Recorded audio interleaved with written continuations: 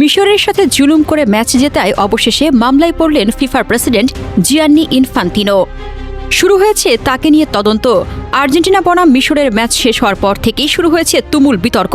সামাজিক যোগাযোগ মাধ্যমে অনেক সমর্থক অভিযোগ তুলেছেন, ম্যাচের রেফারির কিছু সিদ্ধান্ত মিশরের বিপক্ষে গেছে।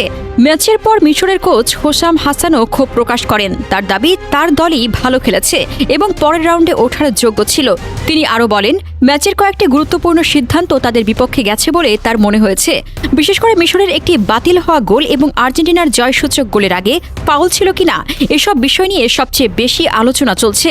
ম্যাচ জুড়ে একাধিক হলুদ কার্ড ও রেফারির সিদ্ধান্ত নিয়েও প্রশ্ন তুলেছেন অনেক সমর্থক। তবে শোনা যাচ্ছে ফিফা এই ম্যাচ কারচুপি করেছে, সাজানো ম্যাচ ছিল এটি। অলরেডি ফিফার প্রেসিডেন্ট জিয়ান্নি ইনফান্তিনোর বিরুদ্ধে তদন্ত শুরু হয়েছে। এই ম্যাচটি বিশ্বকাপের সবচেয়ে আলোচিত ম্যাচগুলোর একটি হয়ে উঠেছে। একদিকে আর্জেন্টিনা উদযাপন করছে কোয়ার্টার ফাইনালে ওঠার আনন্দ, অন্যদিকে মিশর ও তাদের সমর্থকদের মধ্যে রয়ে গেছে তীব্র হতাশা এবং রেফারিং নিয়ে অসন্তোষ।